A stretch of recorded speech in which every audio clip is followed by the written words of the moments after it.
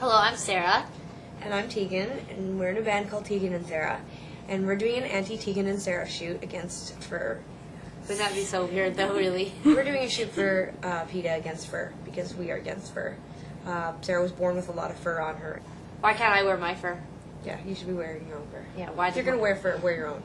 That should be a rule, actually. It should be. If you have fur, you can wear it. But if you don't, if you have to get your fur from somewhere else, you shouldn't wear your fur. We don't really think about where things come from. We don't really think about how we get food. We don't really think about where we get some of the clothes that are made for us. And it's just like with animals, you know, fur doesn't just like, you don't just zip it off a rabbit or whatever. It's not as easy as that. And so I think that it is important to understand that when you're wearing something that comes from an animal, like the process that they had to go through or the process that we went through as human beings to get that is a lot of times extremely awful and horrible. I just have no idea why anyone would want to wear fur. I've never thought to myself, I want to wrap an animal around my shoulders. Well, sometimes my cat, for fun, I would hold Taya there and she would get upset and meow at me, but I've never thought, I don't think fur looks very good on people. It looks weird. You know, it's the same thing for me. When I see it, I think it's really unattractive and it's ridiculous. I think actually the youth of today aren't going to get, I don't think that the fur industry has a chance. I think that, I have this feeling that young people today are intelligent enough. You know, so if fur industry is aiming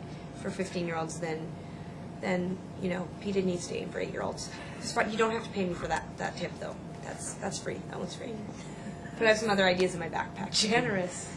There are so many resources online. There are so many books. There's so many articles written, and I don't think that's difficult to sort of like get that knowledge. It's free. It's out there. It's open, and everybody can use it. And it really does make a difference. If Tegan likes something and she tells me, and I tell 5 people, and then they tell 5 people, it really does make a difference. And that kind of advertising. Remember, it's like the 10-to-1 rule or whatever. If you have a good experience, you'll tell 1 person. If you have a bad experience, you'll tell 10 people.